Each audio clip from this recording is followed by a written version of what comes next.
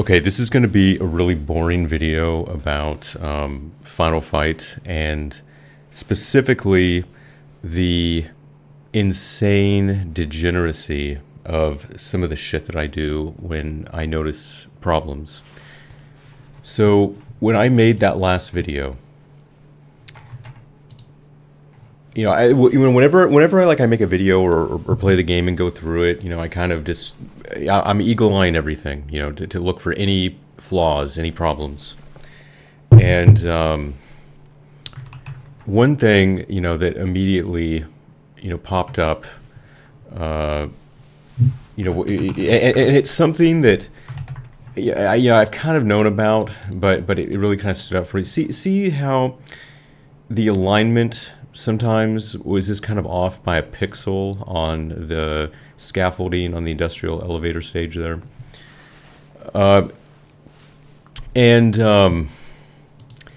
Basically what's going on there is that I've always kind of been afraid of the code for this level because the way the industrial elevator stage is generated in this version of Final Fight is actually completely insane. Because you have to remember that like that scaffolding is all just dynamically positioned depending on the aspect ratio of the display that you're using, and just because of the kind of weird angle of the diagonal beams and all of that, it's really easy for the positioning to make things look weird if they're not exactly lined up perfectly. And if I bring up an older version of the game from September, let me get rid of the filtering here. I can really kind of highlight just a lot of the minutia, that I wanted to address here. So basically, there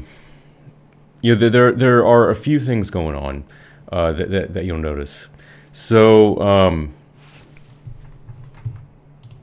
if we zoom in on like the center beam connector there, we can see that this can get kind of fucked because, like I said, basically depending on how it aligns, it can be like too high, too low, and not really perfectly lined up on there. Like, see, in this case, it's probably it's probably like a little bit off. Another issue is that you'll notice that because this portion of the texture here, basically just repeats, and because the height of each kind of section of the scaffolding can be different depending on the aspect ratio, because essentially you have to, generate different sizes, to make everything fit. There can be cases where the baked-in part of this texture, which has a shadow and the bolt and kind of like the darkened bolt, baked into it, which you want to preserve because you want to see the shadow, that can sometimes overlap the repeating texture. And see here how that happened. How, like, because this part of the texture is overlapping, it actually clipped this repeating thing here. And so you could kind of get just kind of like super minor little problems like that. And so being completely insane, I decided to just bite the bullet and say fuck, even though it was a complete fucking nightmare, and I really never wanted to touch the code again. Like, seriously, I was fucking afraid of that code. It was the one part of the game where it's just like, okay, like once I got out, I was just like, no, I'm not going back in. I can't touch that again. It's too fucking scary. But I said fuck it, and I rewrote it. And so I just want to highlight like how fucking nuts some of the shit that I did here was.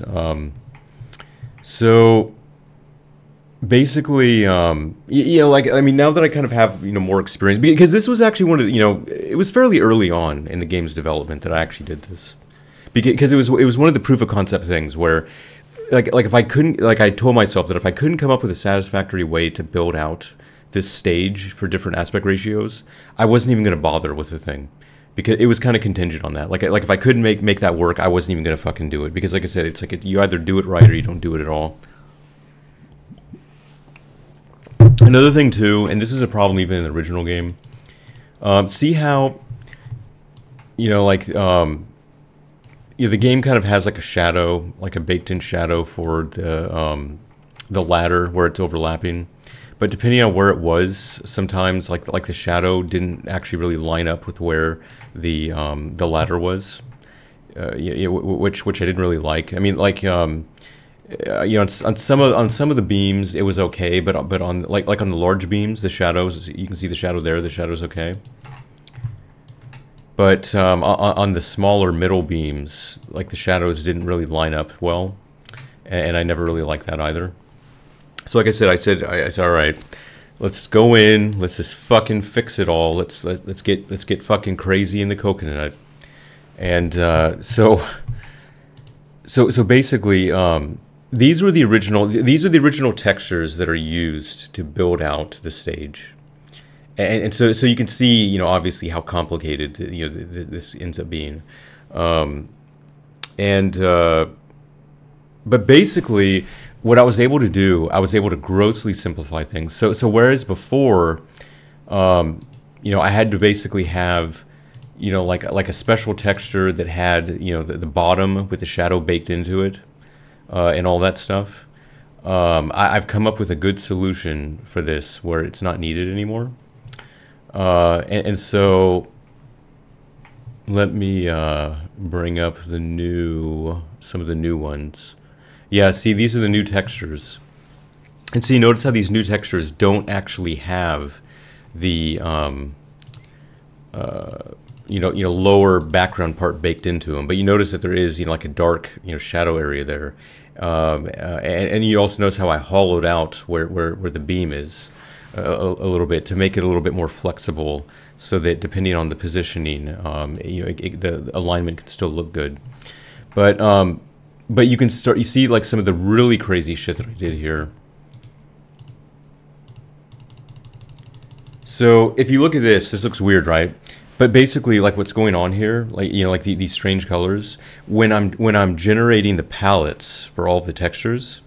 I actually went in and did the, like blending math on all of these things to generate a palette for this texture where I can make it transparent, basically have an alpha value that's less than 1. And I calculated the color values for the shadow to both be transparent, yet also look like this, be the same colors that they would be in the original game if there's nothing in the way. And so this effectively gives you transparent shadows for these textures, that actually have blending. And because the shadows are now actually blended and aren't just I don't need a separate texture that has the shadow with the background baked into it. So now I can actually just have a normal repeating background behind it, and it'll never get clipped. It'll just blend in with the shadow of the texture that's in front of it. So to actually see the end result of this, just so you can see how fucking good it looks. So this is a 1:1 aspect ratio. Now you'll notice here that, let me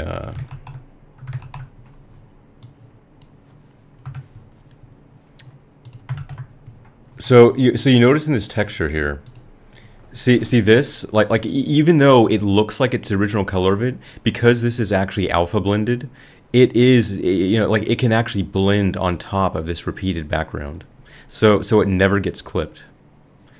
And you'll also notice that like the alignment of the diagonal beams is basically like always perfect now. And you'll also notice that the shadows behind the ladder on the middle beam are now like look better. And so basically, like I said, I just went in and I just just polished it to fuck until it was virtually perfect. And it looks really fucking good, man. And also, like, rewriting the code, I'm not afraid of the code anymore. because now that I kind of have like a better mental model of it and kind of lessons learned, I was able to kind of express what I wanted to do a little bit more clearly, and I have like a better idea of it in my head. See how at different aspect ratios, it always looks good. It never matters. The textures always repeat properly. And the funny thing about all of this is everything is just better. Everything looks better, and I actually don't need as many textures. So the game uses slightly less video memory. It's less code than it was before. See that there's 16.9. See, it's always fucking flawless now. Yeah, it's pretty fucking sexy. And so and like I said, you can go all the way to 32.9, whatever. I can go native here, bump up from 16.9 to 21.9, which is this display. See, and see how it'll keep building out the scaffolding to fit the screen. And because of the way everything's been adjusted, there's pretty good tolerance for the way that pixels will fall at different resolutions. So yeah, it's pretty fucking nice. And then finally I'll go to bump this puppy up to 32.9, so you can see how it continues to build out the scaffolding. Yeah, so now basically the shadows and those textures are actually transparencies now. They're not just like baked in and overlaid on top of textures. The each kind of section of the scaffolding is now always a perfect equal size. It's just it's all fucking there, man. It's pretty fucking nuts.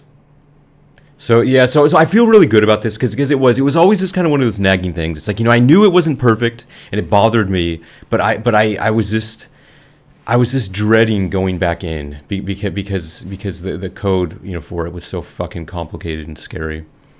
But it's good though. It's good that I went in and did it because now it won't piss me off whenever I see it. And just as an example here, just while I'm showing this, so see how like the push start text on the continue screen is using like the large font. I mean, so this thing is so fucking crazy that if I take this thing down to like 1:1 aspect ratio, like where it doesn't have a lot of room, and then I'm just gonna let the character die here. But I just wanted to demonstrate how, even things like the font size gets, adjusted dynamically with aspect ratio, and that is it pretty much something that you have to do if you want to be able to support any resolution flawlessly. Of course, these guys are taking forever to kill this character now. There he goes. He's...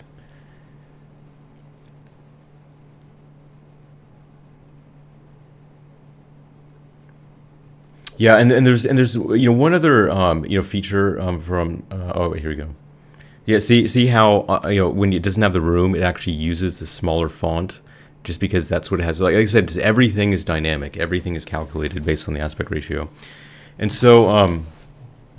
One other thing that I brought in from Samurai Shodown 2. So Samurai Shodown 2, it's kind of a more advanced version of this program, but I am like keeping Final Fight in sync with it, and so one kind of nice feature I added here.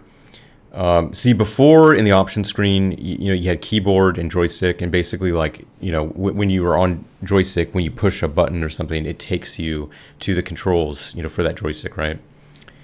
But what I did, I added this other option called input devices. And this is an alternate way of getting to the controls. And the reason I did this was because there are certain input devices where like the device is only a joystick and it has no buttons. And the problem with that is like you couldn't get to the input remapping screen because you couldn't actually press a button to do it. And so what this allows you to do is it actually allows you to go through all of your devices and then select the one that you want to redo the controls for. So it's just kind of an enhancement there, so. Yeah, but so I I'm pretty happy with that, but yeah, it was a fuckload of work, but really though I'm happy with it. Like whenever I get to this stage now, it'll make me smile. Knowing that everything is gloriously aligned in excruciatingly precise detail.